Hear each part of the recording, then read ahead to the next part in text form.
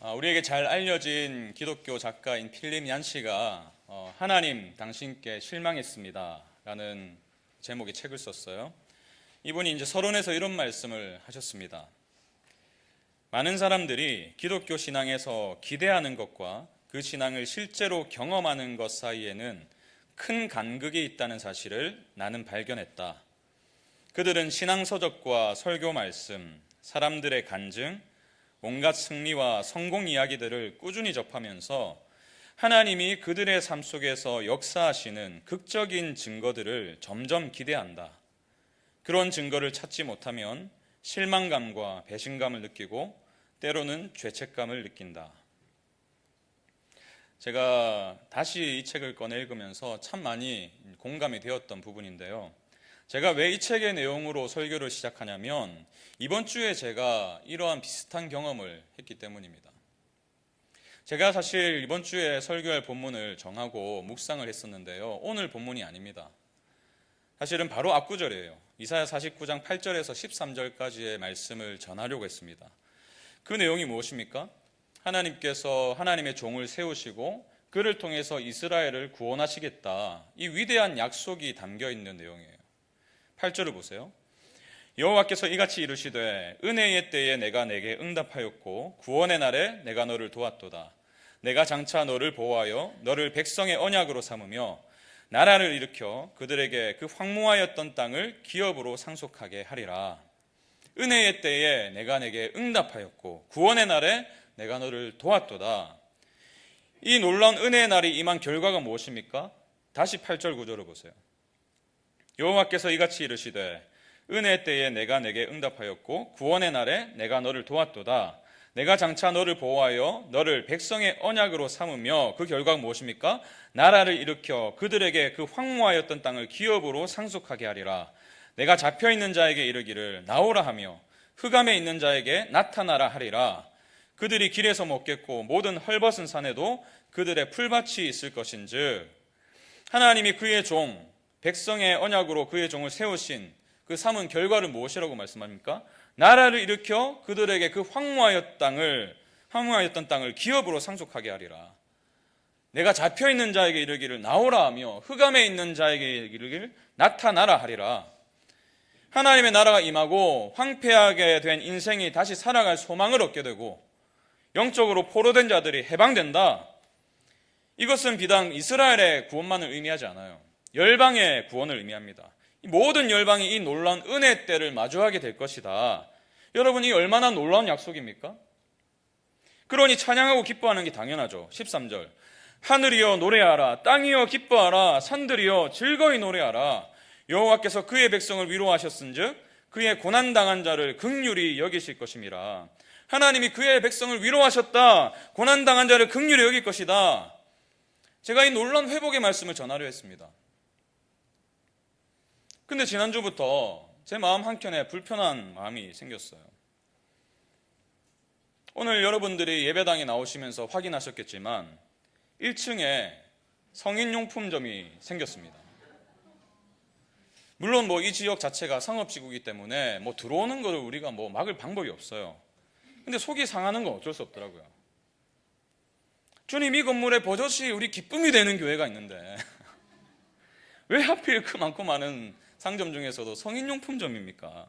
퐁퐁나이트가 맞은편에 있고 블링블링이 옆 건물에 있는데 그런 건 다 감안하겠다고요. 근데 성도들과 아이들이 오고 가는 그 1층에 이런 업체가 들어오게 하실 수 있습니까? 처음에 이 공간을 주셨을 때 불가능해 보였던 연도 변경도 허락해 주셨고 또 이 아름답게 이 예배당 공사를 마무리하고서 여러분이 얼마나 함께 기뻐하셨어요? 그래서 기도할 때마다 저도 하나님, 여기에 우리 교회가 있음으로 인해서 이 지역에 진짜 기쁨이 회복되기 원합니다.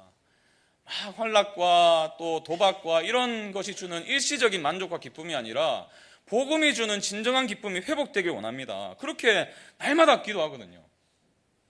근데 현실에는 아무런 변화가 없는 것처럼 보이는 거예요. 오히려 더 안 좋은 것들이 생겨나는 것처럼 보입니다. 지난번에 3040 모임이 있었습니다. 그때 많은 젊은 성도님들이 이런 말씀하시더라고요. 목사님, 우리 교회가 그냥 지하 1층부터 5층까지 다 임대하면 안 됩니까? 저도 그랬으면 좋겠어요. 뭐 아이들에게 해로운 업소가 있기 때문에 그런 생각을 하셨겠죠. 물론 우리 교회가 뭐 재정이 넘쳐나가지고 이 상가를 통째로 임대하면 너무나 좋겠지만 이 지역의 특성상 임대료가 너무 비싸요. 그리고 뭐 장사하러 들어오는 사람들을 뭐 우리가 뭐 막아서겠습니까? 어떻겠습니까? 그러니까 이런저런 생각이 들면서 이찬수 목사님 말씀이 떠오르더라고요. 목회는 고뇌입니다. 처음에 들어갈 때 너무 어렵게 들어왔잖아요. 그 어려움을 좀 통과해 보면 그 후로는 좋은 환경이 좀 열렸으면 좋겠는데 좀 그것을 열어주시고 누구나 오고 싶은 환경이 되게 해주시면 좋은데 현실이 그렇지 않은 거죠. 그러면서 이제 금요일 큐티를 하는데 그 금요일 큐티의 첫 절이 마음에 확 와닿는 거예요. 그 내용이 무엇이죠? 14절이죠. 오직 시온이 이르기를 여호와께서 나를 버리시며 주께서 나를 잊으셨다 하였거니와. 시온, 다시 말해서 이스라엘의 이 탄식이 이해가 되기 시작했습니다. 하나님이 바로 앞구절에서 은혜의 때, 구원의 때를 말씀하셨음에도 불구하고 그들이 당면한 이 현실은 당장에 달라지지 않았거든요. 사실 이 14절은요, 접속사 그러나로 시작됩니다. 8절부터 13절의 내용과 맥락이 이어져 있는 거예요. 하나님께서 수많은 약속을 말씀하시고 그들에게 소망을 부어주길 원하셨지만 이들은 여전히 나라를 잃은 사람들이었고 황무지의 한 복판에 있었고 감옥과 같은 포로 생활과 빛을 잃어버린 듯한 어둠 가운데 있었습니다. 그러니 이들이 이렇게 말을 하는 것이 이해가 되는 거예요. 오직 시온이 이르기를 여호와께서 나를 버리시며 주께서 나를 잊으셨다 하였거니와. 그러면서 우리 성도님들이 생각나더라고요. 제가 지난 몇 주간 하나님께서 우리에게 얼마나 큰 위로를 주셨는가 말씀을 전했잖아요. 그럼에도 불구하고 어쩌면 그 말씀들이 전혀 와닿지 않았을 수도 있겠구나. 머리로는 다 알죠. 다 이해를 하셨을 거예요. 근데 막상 내일부터 시작되는 그 일상을 바라보면 한숨이 나오죠. 전혀 바뀌지 않았기 때문에. 하나님은 반드시 약속을 이루시는 분이시고 우리의 인생을 처음부터 끝까지 업고 가시는 분이십니다 라고 제가 말씀을 전했지만, 그러나 내가 오늘 마주한 현실에서는 전혀 그런 하나님이 보이지 않는 거예요. 너무나 영광스러운 약속을 주셨지만, 그래서 하늘이여 노래하라, 땅이여 기뻐하라 이렇게 외치면서 살아야 된다는 것도 알아요. 근데 내가 처한 상황이 전혀 바뀔 기미가 보이지 않는 것입니다. 옆에 앉아있는 집사님은 뭐 예배 때마다 날마다 눈물 흘리시면서, 앞에 앉아있는 권사님은 날마다 찬양할 때 두 손을 번쩍 들고 저렇게 열정적으로 찬양하는데 나는 왜 이럴까? 매주 예배를 드리긴 하는데 하나님에 대해서 듣고 있는데 왜 나는 여전히 이 예배가 회복되지 않고 믿음이 회복되지 않는 것일까? 그래서 수많은 말씀을 들어도 내 마음에는 여전히 여호와께서 나를 버리시며 주께서 나를 잊으셨다, 이 탄식만 메아리치는 것 같아요. 하나님 좋습니다. 다 좋아요. 하나님 나라가 임하고 갇혀있던 자들이 풀려나고 광야의 샘물이 터져나오고 다 좋다고요. 근데 제 인생은 지금 뭡니까? 왜 이렇습니까, 주님? 그게 지금 저와 무슨 상관이냐고요. 주님은 자기 백성을 위로하신다면서요. 고난받는 자들을 긍휼히 여겨주신다면서요. 그런데 이게 뭡니까? 하나님 나라가 이미 임했다고 하는데 여전히 하나님이 내 삶을 다스리는 것 같이 느껴지지가 않는 거예요. 내가 살아온 인생은 여전히 척박한 거예요. 황무지 같은 거예요. 수많은 문제들은 여전히 내 삶을 얽어매고 있습니다. 이 지긋지긋해 보이는 어둠도 끝이 나지 않아요. 필립 얀시의 말처럼 그런 어려운 상황들을 마주할 때에 교회에서 담임 목사가 말하고 선포하는 이 말씀 속에 담겨있는 그 하나님의 사랑, 또 하나님이 여러분을 돌보십니다, 이런 구호들, 이것들이 마치 나를 놀리는 것처럼 느껴질 때가 있어요. 조롱하는 것 같아요. 여러분, 우리의 인생, 모든 신앙의 인생은요, 실망이라는 내리막길을 면제받을 길이 없어요. 우리는 언젠가 한 번쯤은 하나님께 실망하게 됩니다. 처음에 실망하다가 점차 의심의 씨앗이 뿌려지고 결국은 그것이 폭발해서 분노하게 되기도 하고 배신감에 사무치기도 합니다. 하나님은 정말 신뢰할 만한 분인가? 하나님이 정말 내 인생을 다 걸 만큼 그렇게 믿음직스러운 분이신가? 그래서 우리 모두의 마음에는요, 드러내고 싶진 않지만 이러한 질문들이 자리하고 있어요. 하나님은 불공평하신 것 아닌가? 하나님은 침묵하시는 것 아닌가? 하나님은 숨어 계시는 분 아닌가?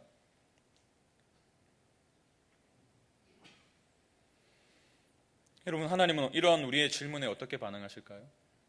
우리를 꾸짖으십니까? 너 어떻게 신앙생활 30년, 40년 했다는 게 어떻게 그럴 수가 있냐? 그렇게 꾸짖으시나요? 아니면 믿음을 가져야지. 지금 그 자리에서 뭐하고 앉아있니? 믿음을 가져! 라고 막 이렇게 거세게 밀어붙이십니까? 아니면 우리가 평생 하나님을 원망하면서 절망 속에서 살아가도록 내버려 두십니까? 아니에요. 하나님은 그런 우리를 수용해 주십니다. 우리의 그 탄식 섞인 질문을 다 받으세요. 그리고 우리를 인격으로 대해 주십니다. 우리의 손을 잡아주시고 자상하게 타일러 주세요. 그리고 우리를 설득해 나가십니다. 15절 보세요. 여인이 어찌 그 젖 먹는 자식을 잊겠으며 자기 태에서 난 아들을 긍휼히 여기지 않겠느냐. 그들은 혹시 잊을지라도 나는 너를 잊지 아니할 것이라. 이 하나님의 절절한 마음이 느껴지지 않으세요? 하나님은 지금 어머니와 갓난아기의 관계를 들어서 우리를 설득하고 계신 거예요. 여인이 어찌 그 젖 먹는 자식을 잊겠는가? 그럴 수 없죠. 그럴 수 없다는 거예요. 물론 저는 남성이기 때문에 이 갓난아이를 대하는 엄마의 마음을 잘 알지 못합니다. 그래서 제가 설교를 준비하면서 아내에게 물어봤어요. 그랬더니 남편의 태도와는 전혀 달랐다는 사실을 제가 깨닫게 되었습니다. 일단 아이를 낳으면요, 여성의 몸에는 호르몬의 변화가 일어나가지고 신체적인 변화가 일어나죠. 젖이 생기죠. 젖을 물립니다. 아이에게 젖을 먹여요. 돌아서면 또 젖이 돌아요. 그러니까 자연스럽게 이 신체적인 변화 때문이라도 아기를 잊을 수가 없는 거예요. 젖이 도니까 아기가 생각이 나요. 또 먹여요.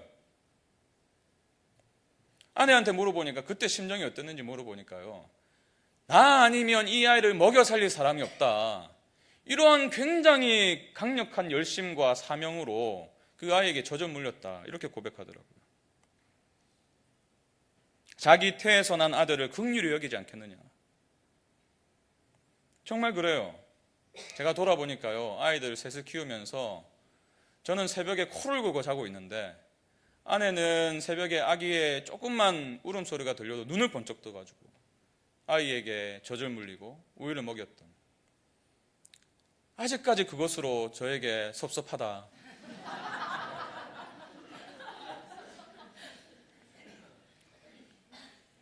여러분, 자기 몸에서 나온 아이를 어떻게 사랑하지 않겠습니까? 저희 집에 아이가 3명이 있잖아요. 첫째보다 둘째, 셋째를 낳다 보니까 첫째 낳을 때보다는 덜 긴장하게 되더라고요. 덜 긴장한다고 해서 아이들을 사랑하지 않는 것은 아닙니다. 여전히 사랑해요. 근데 아내가 이런 말을 하더라고요. 내가 처음에 아이를 낳고 갓난아기를 낳고 젖을 물릴 때 그 애끓는 그 마음보다 지금 아이들을 대하는 마음이 조금 줄어든 것 같긴 하다.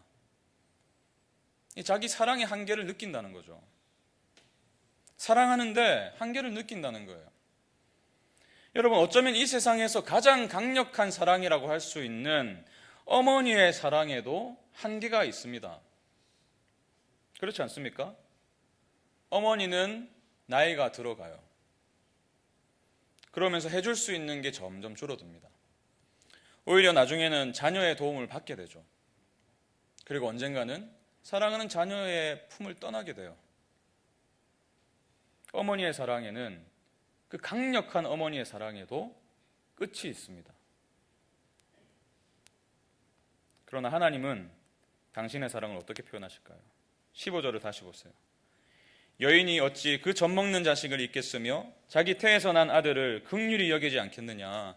그들은 혹시 잊을지라도 나는 너를 잊지 아니할 것이라. 그들은 혹시 잊을지라도, 어머니가 자신의 모든 것을 내어주는 사랑을 갓난아이에게 쏟아붓는 것이 당연하다. 그 어머니가 어떻게 그 아기를 잊을 수 있겠느냐? 그럴 수 없다. 그런데 설령 그런 일이 있다 할지라도 나는 그렇지 않아. 이 세상에 가장 강력한 사랑과도 견줄 수 없는 사랑으로 여전히 너를 사랑한다. 너를 잊지 않고 있다. 이 말씀 주시는 거예요.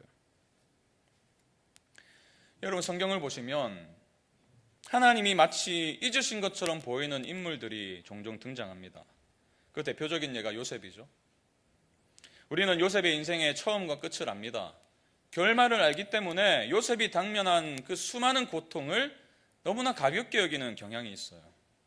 근데 여러분 생각해 보세요.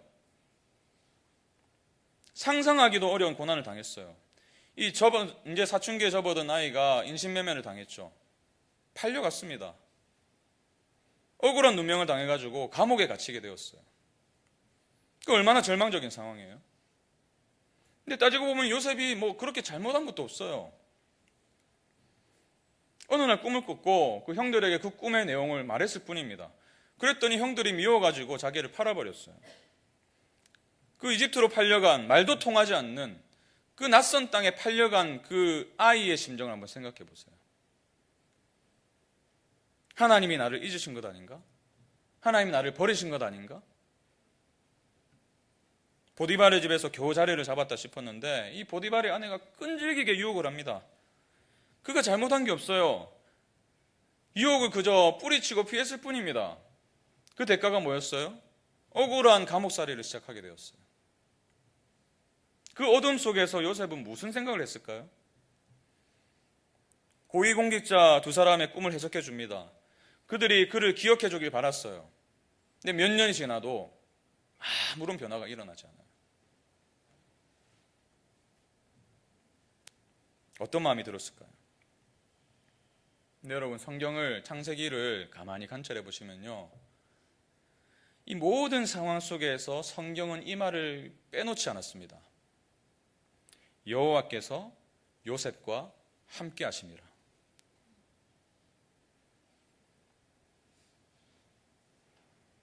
죽음의 위기 속에서도, 억울한 누명을 겪었을 때에도, 사람들에게 잊혀졌을 때에도 하나님이 그를 잊지 않으셨어요. 오히려 그와 함께 하셨습니다. 그와 함께 모든 고통을 견뎌내셨어요. 하나님이. 그 과정 속에서 그는 하나님을 향한 믿음이 점점 자라게 되었습니다. 마침내 그 모든 곳에서 함께 하신 하나님을 발견하였어요. 그래서 이렇게 고백하죠. 나중에 애굽의 총리가 되어서 형들이 자신을 찾아왔을 때에 그 모든 고난을 자기가 해석하면서 이렇게 고백합니다. 창세기 50장 20절. 당신들은 나를 해하려 하였으나 하나님은 그것을 선으로 바꾸사 오늘과 같이 많은 백성의 생명을 구원하게 하시려 하셨나니. 당신들은 나를 해하려 하였으나 하나님은 그것을 선으로 바꾸사. 비록 우리 교회 예배당 주변의 환경이 우리가 원하는 만큼 그런 시기에 그러한 모습으로 변하지 않을 수도 있어요. 그러나 당신들은 나를 해하려 하였으나 하나님은 그것을 선으로 바꾸사. 한 권사님이 1층에 들어오는 거 보고 이런 고백하셨다고요. 더 기도하라는 뜻이구나. 이 세상에 거룩하지 못함과 음란함들을 직면하라는 뜻이구나. 당신들은 나를 해하려 하였으나 하나님은 그것을 선으로 바꾸사. 여러분, 이것이 하나님 마음이에요. 그분은 여전히 우리를 사랑하시고 그 사랑 안에서 우리와 함께 하십니다. 그리고 우리에게 가장 좋은 길이 무엇인지 누구보다도 잘 아세요. 때로는 그 길이 고난입니다. 세상적으로 볼 때 형통하지 않은 길이에요. 그러나 그것을 통과할 때 우리의 인생이 더욱더 선하게 바뀐다는 것을 아세요. 여러분, 혹시 여러분은 고난당할 때 어려움 속에서 하나님의 마음, 하나님의 심정을 한번 헤아려 보신 적이 있으세요? 고난당하면 늘 우리는 나에게로 쪼그라들죠. 내 문제, 내 고통, 내 상처. 근데 한 번이라도 하나님의 마음, 그 고난을 통과하고 있는 여러분을 바라보시는 하나님의 마음을 헤아려 본 적이 있으십니까? 저는 이것을 간접적으로 경험할 수 있었어요. 우리 둘째가 희귀 난치병을 가지고 태어나다 보니까 처음에 태어났을 때에 다리가 완전히 이렇게 안으로 굽어 있었습니다. 그래서 이제 그때는 병명도 모르고 그냥 다리가 휘어져 있으니까 이것을 펴줘야 되잖아요. 다리가 굽기 전에. 그래가지고 그 갓난쟁이를 안고 병원에 데리고 가가지고 갓난아기 때부터 깁스를 했어요. 석고붕대를 이렇게 감아가지고. 근데 석고붕대를 감는 과정이 잘 이제 이루어져야 이 모양이 잘 나와야지 바로 교정이 될 거 아니에요? 그러니까 잘 이렇게 석고붕대를 감기 위해서는 아이의 다리에 힘이 빠져야 되는데 그러기 위해서 우리 부부에게 한 가지를 요청하더라고요. 오후에 석고붕대를 감아야 되니까 부모님께서 아이에게 젖을 물리면 안 됩니다. 금식을 시켜야 됩니다. 왜 그런가 하니 이 완전히 쫄쫄 굶고 있다가 석고붕대를 감을 때 젖을 물려야지 다리에 힘이 빠진다는 거예요. 여기에 집중한다고. 그래서 생각해 보세요. 갓난아기가 배고프면 우는데 아침부터 금식을 한다고 생각해 보세요. 하루 종일 우는 거예요. 반나절을. 그 모습을 보면서도 아무것도 할 수 없는 그 부모의 심정이 어떤지 아세요, 여러분? 그래가지고 병원에 데리고 와가지고 병원 대기하면서도 계속 웁니다. 목이 쉬도록 울어요, 갓난아기가. 그래가지고 참다 못해가지고 제가 간호사한테 달려가가지고 아기가 이렇게 우는데 조금이라도 먹이면 안 되냐고 간곡하게 부탁을 했어요. 근데 그 간호사가요, 굉장히 단호하게 이렇게 말하더라고요. 아버님, 아기를 위한 것이니 참으셔야 됩니다. 아기를 위한 것이니 참으셔야 됩니다. 자, 그 말을 듣는데요, 하나님의 마음이 느껴지더라고요. 왜 우리 가정에 이러한 어려움을 주셨을까? 아기를 위한 것이니 참으셔야 됩니다. 하나님께서 이루고자 하시는 어떤 선한 목적이 있는 거예요. 근데 그 선한 목적을 아시죠, 하나님은? 그래서 허락하시죠. 근데 허락하시면서 그냥 즐거워하실까요? 선한 목적이 이미 예비되어 있으니까 너의 눈물과 고통 나는 모르는 척 하련다 이렇게 하신 분이 아니죠. 아기를 위한 것이니 참으셔야 됩니다. 함께 참고 계시죠. 함께 눈물 흘리시죠. 당신들은 나를 헤아려 했으나 하나님은 그것을 선으로 바꾸사 합력하여 선을 이루시는 하나님. 현실은 여전히 우리를 헤아려 합니다. 우리를 넘어뜨리려고 해요. 낙심하게 만듭니다. 근데 하나님은 결국 그것을 선으로 바꾸세요. 결국 그렇게 이루어질 것을 아신다고 해서 우리 현재 당면한 고통을 모르시지 않으십니다. 우리는 울고 있는데 그분이 웃고 계시지 않아요. 이 모든 것을 선으로 바꾸실 것을 아시지만 그분은 오늘 여러분의 인생에 함께 하시고 여러분이 당하고 있는 아픔을 함께 겪고 계십니다. 우리는 이 진리를 어디서 발견합니까? 십자가에서 발견해요. 그 위에 손바닥에 못이 박힌 그리스도의 모습 속에서 그분의 마음을 발견하는 것입니다. 16절은 이렇게 시작하죠. 보아라 예루살렘아, 내가 네 이름을 내 손바닥에 새겼고, 보아라 예루살렘아, 내가 네 이름을 내 손바닥에 새겼고, 보아라, 너의 이름이 새겨진 이 손바닥을 보아라. 여러분, 하나님은 말씀하신 그대로 우리의 이름을 자신의 손바닥에 새기셨습니다. 지워지는 잉크로 그린 게 아니에요. 손바닥을 팠습니다. 절대로 지워지지 않을 흉터로 남기셨어요. 그 손을 보실 때마다 우리를 기억하신다는 말씀이에요. 저는 이 말씀의 의미를 깊이 경험했어요. 제가 분당에 온 지 얼마 안 됐을 때에 분리수거를 하려고 이 집화장에 갔습니다. 근데 유리가 있어가지고 그냥 두려고 했더니 그 관리하시는 분이 잘게 작게 깨가지고 마대자루에 담으셔야 됩니다. 그렇게 말씀하시더라고요. 그래서 유리를 깨다가 잘못해가지고 손을 베었어요. 이 손이 찢어져가지고 응급실에 가서 꿰맸습니다. 흉터가 아직까지 남아있어요. 제가요, 세수를 할 때마다 이 흉터를 보여요. 밥을 먹을 때마다 이 흉터를 봐요. 설교 원고를 쓰면서도 이 흉터가 보여요. 의도적으로 보는 게 아니고요. 보여요. 그렇게. 보이면요, 잠깐이지만 이 흉터를 가질 수밖에 없었던 그때가 생각이 나는 거예요. 보이니까 생각나요. 아, 그때 유리 깨다가 내가 손을 베었지. 지금 그 말씀 하시는 거예요. 주님은 십자가에서 자신의 손바닥에 우리의 이름을 새겨주셨다는 거예요. 하나님의 아들이라는 자기의 이름이 아니라 우리의 이름을 새겨주셨다는 겁니다. 사랑하는 아버지 하나님과의 영원한 영적인 갈라짐 앞에서도 그것이 가장 끔찍한 고통이었음에도 불구하고 그분은 그래서 절대로 십자가에서 내려오지 않으셨던 거예요. 그리고 그 포기하지 않는 사랑을 부활로 증명해 보이셨죠. 부활하신 주님은 실망하고 낙심에 빠져있는 제자들 앞에 나타나셨습니다. 그리고 그들에게 다른 것이 아니라, 다른 기적이 아니라 손바닥에 난 자국을 보여주셨어요. 그 현장에 없던 도마가 주님이 부활하셨다는 사실을 믿지 않았습니다. 이렇게 말하죠. 내가 그의 손에 못자국을 보며 내 손가락을 그의 못자국에 넣으며 내 손을 그 옆구리에 넣어보지 않고는 믿지 아니하겠노라. 마치 우리의 마음을 대변하는 것 같습니다. 하나님이 정말 나를 잊지 않으셨는가? 하나님 나를 정말 사랑하시는가? 하나님께서 나에게 증명해 보이시면 내가 믿을 수 있겠다. 그래서 주님은 그의 앞에 나타나셨어요. 그리고 그 못자국을 보여주시면서 증명해 주셨습니다. 이렇게 말씀하시죠. 요한복음 20장 27절. 도마에게 이르시되 네 손가락을 이리 내밀어 내 손을 보고 네 손을 내밀어 내 옆구리에 넣어보라. 그리하여 믿음 없는 자가 되지 말고 믿는 자가 되라. 하나님의 사랑을 하나님께서 보여주시고 확증해 주신 그 사랑을 믿지 못하고 살아가는 우리에게 믿음 없는 자가 되지 말고 믿는 자가 되라. 무엇을 통해서요?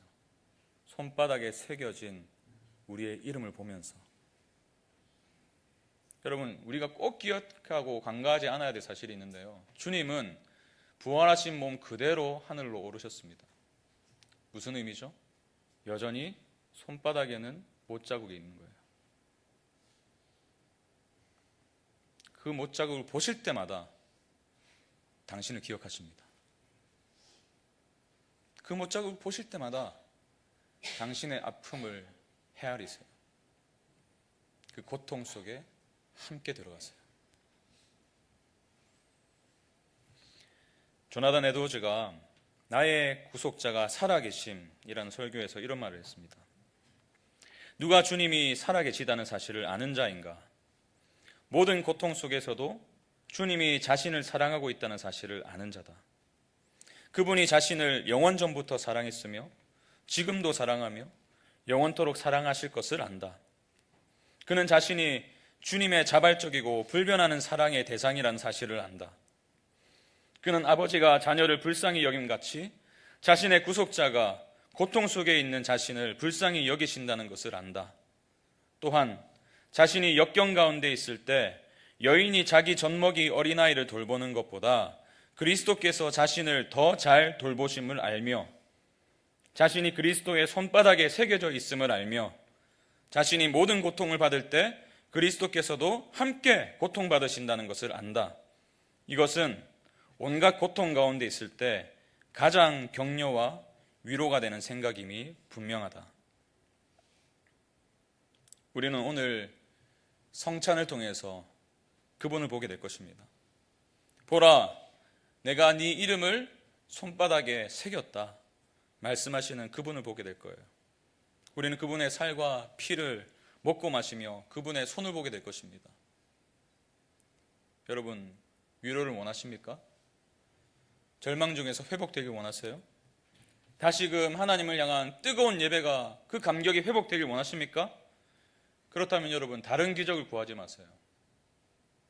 상황이 좋아지고 안 풀렸던 것들이 갑자기 잘 되고 그런 기적을 구하지 마시고 그분의 못자국 난 손을 보십시오. 당신의 이름이 새겨진 그 손을 보십시오. 그리고 이렇게 말씀하십시오. 주님, 그 손을 보니 주님이 여전히 저를 사랑하신다는 것을 믿게 됩니다.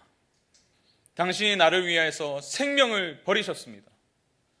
이제 당신의 죽음이 내 인생의 가장 큰 기적임을 믿습니다. 그분의 못자국이, 그분의 상처가 여전히 당신을 사랑하는 가장 강력한 증거예요. 이 증거를 붙들 때 우리는 비로소 이 찬양이 진정으로 회복될 것입니다. 우리 13절을 함께 선포합시다. 시작. 하늘이여 노래하라, 땅이여 기뻐하라, 산들이여 즐거이 노래하라. 여호와께서 그의 백성을 위로하셨은즉 그의 고난당한 자를 긍휼히 여기실 것임이라. 말씀을 마무리하면서 우리의 믿음의 선조가 쓴 한 찬송시가 있는데 그 결론은 이렇게 맺습니다. 주의 손바닥에 내 이름이 적혀 있어 영원히 지워지지 않으리라. 주의 마음에 각인되어 남아있는 것은 결코 지워지지 않는 은혜의 흔적들이네. 당연히 나는 끝까지 견딜 것이니 확실한 보증이 내게 주어져 있네. 하늘의 영광 속에 들어간 영혼들은 더 안전하지 않아도 더 행복하다. 하늘의 영광 속에 들어간 영혼들은 더 안전하지 않아도 더 행복하다. 함께 기도하겠습니다. 사랑하는 주님, 오늘 우리에게 주신 이 말씀을 우리 가슴에 새기고 성찬을 나누길 원합니다. 오늘 이 성찬을 통해서 우리의 내면이 새로워지는 기적을 맛보게 하여 주십시오. 주님이 십자가에서 찢으신 살과 흘리신 피를 보게 하시고 죄 없으신 주님이 왜 그 고통을 당하셔야 했는지를 기억하게 해 주십시오. 그 십자가 위에 달리신 주님이 여전히 우리를 잊지 않으시는 하나님의 사랑을 보이신 줄 믿게 하시고 그 믿음으로 오늘의 고통을 맞서게 하여 주시옵소서. 성령 하나님, 당신의 능력과 은혜로 모든 침체된 마음이 회복되는 역사를 일으켜 주시길 간구합니다.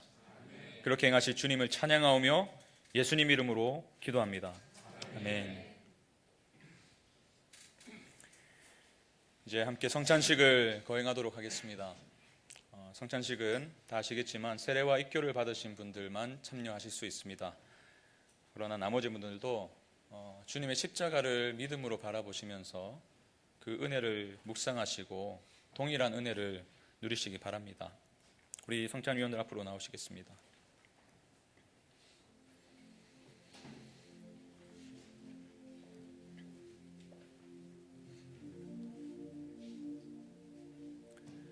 예수님은 떡을 떼시면서 나를 기념하라 말씀하셨어요.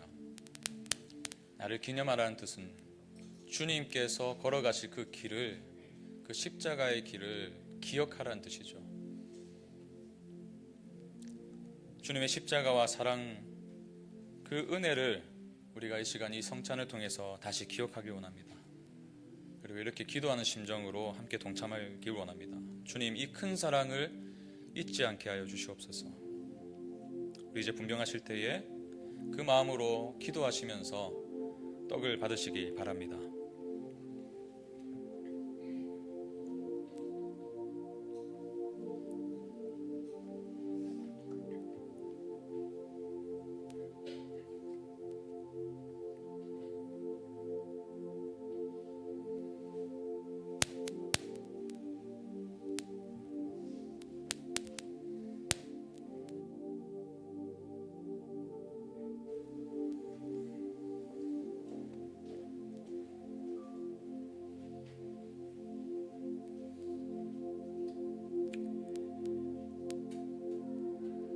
내가 너희에게 전한 것은 주께 받은 것이니 곧 주 예수께서 잡히시던 밤에 떡을 가지고 축사하시고 떼어 이르시되 이것은 너희를 위하는 내 몸이니 이것을 행하여 나를 기념하라 하시고.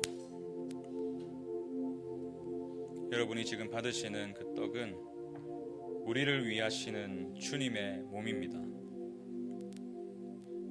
우리를 얼마나 사랑하셨는지 그 몸이 찢기시기까지 십자가를 마다하지 않으셨어요.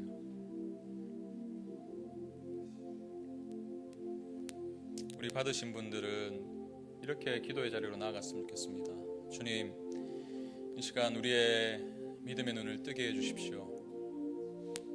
그리스도를 바라보게 해주십시오. 주님의 십자가를 바라보게 해주십시오.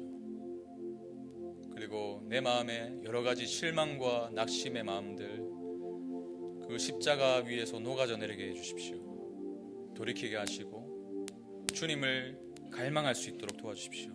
우리 그렇게 기도로 나아가시겠습니다.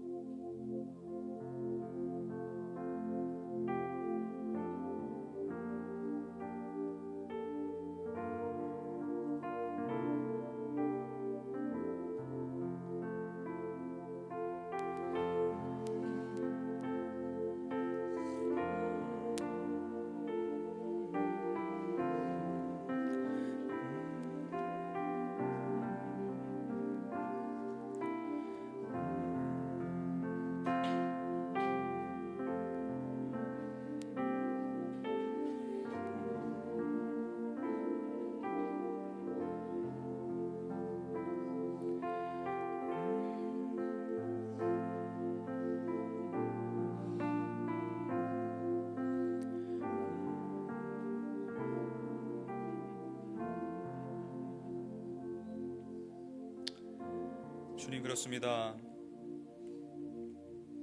주님에 대한 사랑이, 당신이 우리를 향한 그 사랑이 잊혀져 갈 때, 의심될 때, 하나님께 실망할 때, 주님, 우리가 이 떡을 바라보며 그 십자가를 향하길 원합니다. 주님, 우리가 이 떡을 받을 때에 주님이 우리를 얼마나 사랑하시는지를 확인하게 하시고 기억하게 하셔서 다시 우리의 삶의 방향이 주를 향할 수 있도록 인도하여 주시옵소서. 그렇게 행하실 주님을 찬양하며 예수님 이름으로 기도합니다. 이제 주님의 살이 찢긴 것처럼 받으신 떡을 상징적으로 반으로 나누어 드시겠습니다.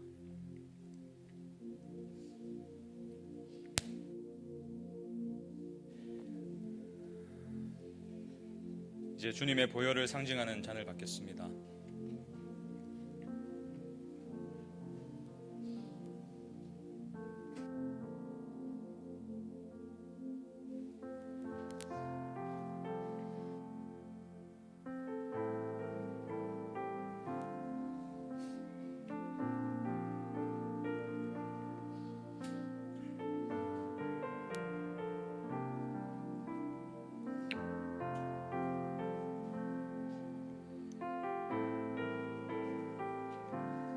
식후에 또한 그와 같이 잔을 가지시고 이르시되 이 잔은 내 피로 세운 새 언약이니 이것을 행하여 마실 때마다 나를 기념하라 하셨으니 너희가 이 떡을 먹으며 이 잔을 마실 때마다 주의 죽으심을 그가 오실 때까지 전하는 것이니라.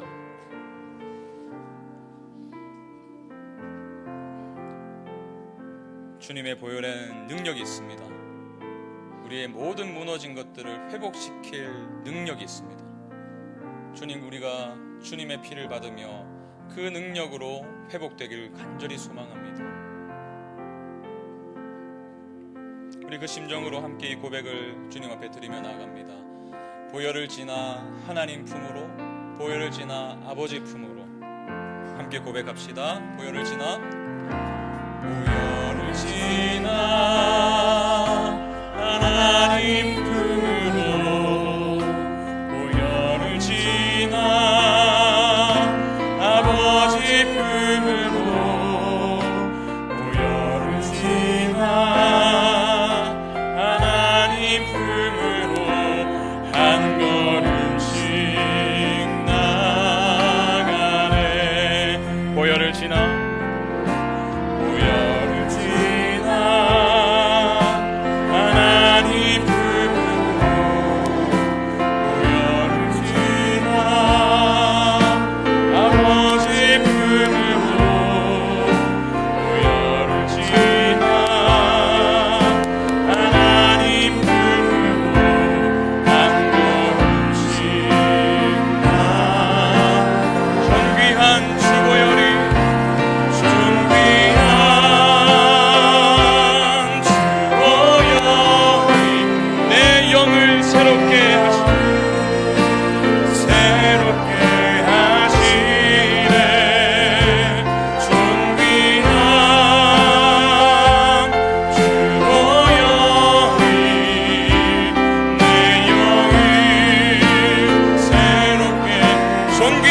주 보혈이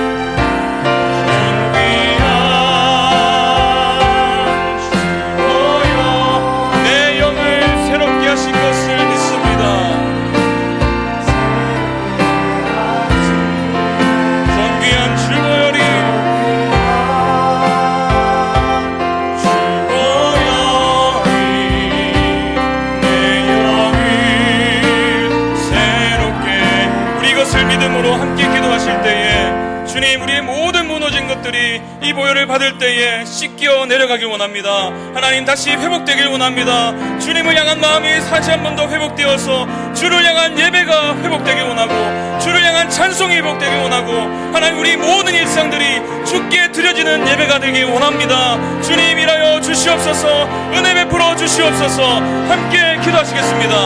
아버지 하나님, 우리가 이 보혈을 받습니다. 주님의 능력의 보혈을 우리로 덮어주시옵소서. 하나님, 우리가 모든 것들이 주님의 보혈의 능력으로 씻겨지게 하시고 새로워지게 하시고, 하나님, 우리를 이미 십자가의 사랑과 은혜로 받으셨고 우리를 이미 품으셨다는 사실을 다시 한 번 더 발견하며, 하나님, 우리가 하나님께 실망할 때에, 우리의 연약함으로 해서 하나님을 오해할 때에, 하나님의 진리가, 하나님의 십자가가, 하나님 그 사랑이 하나님 우리로 하여금 다시 한 번 더 주를 향해서 나아갈 수 있게 하여 주시옵소서. 성령 하나님, 우리 안에 계시오니 하나님, 이 잔을 받는 모든 자들의 마음이 하나님 새로워지고 새 힘을 얻고 다시 한 번 더 주를 향해서 살아갈 수 있는 능력을 덧입기 원합니다. 하나님, 우리를 이미 새 사람으로 칭하여 주시고 새로운 삶으로 인도하셨고, 하나님 그 인도하시는 따라서 우리가 걸어갈 수 있도록 도와주시고, 하나님이 여전히 내 인생을 붙들고 계시고 여전히 선하심과 그 은혜 가운데, 그 능력 가운데 우리를 붙들고 계시다는 사실을 우리가 기억하며 경험하며 살아갈 수 있도록 주님 붙들어 주시옵소서. 당장 눈에 띄는 변화가 일어나지 않는다 할지라도 실족하지 않도록 도와주시고, 하나님, 주를 향한 소망을 품고 인내하며 견디는 우리 인생이 될 수 있도록 주님 붙들어 주시옵소서. 하나님, 이 능력이 우리 것이 된 줄로 믿사옵.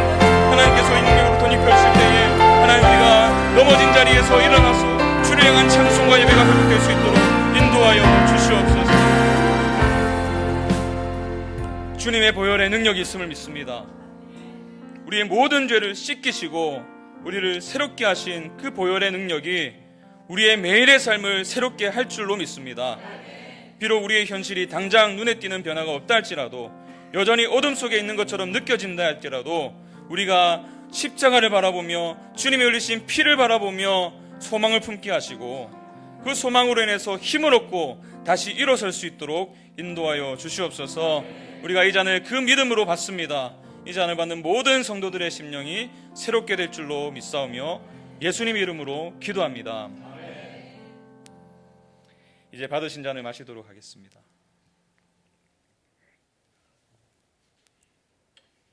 마시신 잔은 오른쪽으로 전달해 주시고, 오른쪽에 앉으신 분들이 후에 안내위원들께 전달해 주시기 바랍니다. 우리 다시 한 번 더 주님의 은혜를 기억하면서 이 찬양으로 좀 나아갔으면 좋겠습니다. 주님, 그렇습니다. 제 인생을 돌아보니까 오늘 또 말씀을 들어보니 하나님께서 단 한순간도 나를 떠나신 적이 없다는 사실을 다시 한번 깨졌습니다. 하나님, 그렇기 때문에 그 십자가로 확증해 주신 그 사랑이 나의 인생의 유일한 소망이며 내 인생의 유일한 기쁨이고 만족이 될 줄 믿습니다. 그 믿음으로 살아갈 수 있도록 저희 심령을 만져주십시오. 우리 그렇게 기도하는 마음과 또 소망을 가지고 함께 고백하며 나아갑시다. 무엇이 변치 않아? 무엇이 변치 않아 내 소망이 되며, 무엇이 한결같아 내 삶을 부르니, 그 누가 날 만족해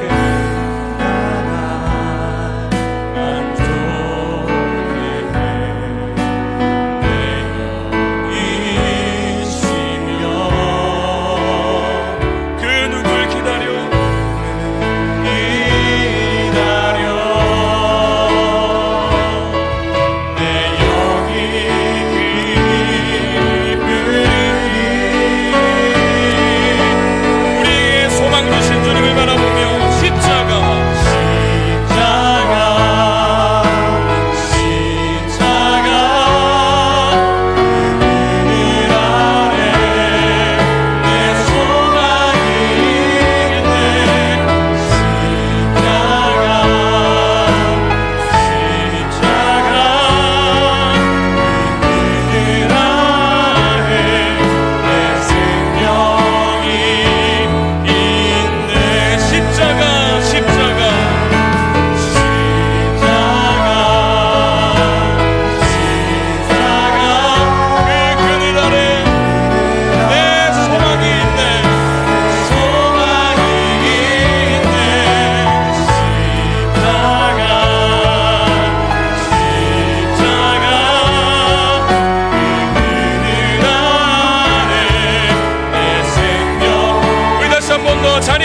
일어나셔서 고백합시다. 십자가, 십자가, 십자가, 십자가. 그 그늘 안에 내 소망이 있네. 내 소망이 있네. 십자가, 십자가. 그늘 안에 내 생명이. 하나님 사랑, 하나님 사랑, 그 사랑 날 자유케 하네. 하나님 사랑, 우리에게 은혜의 때를 주시며 구원의 날을 주신 주님을 바라봅니다. 날 회복해. 하나님 사랑, 하나님 사랑. 예수님의 십자가를 통해서 이미 우리에게 확증해 주신 그 사랑을 찬양합니다. 하나님 사랑, 그 사랑 날 회복해 하네.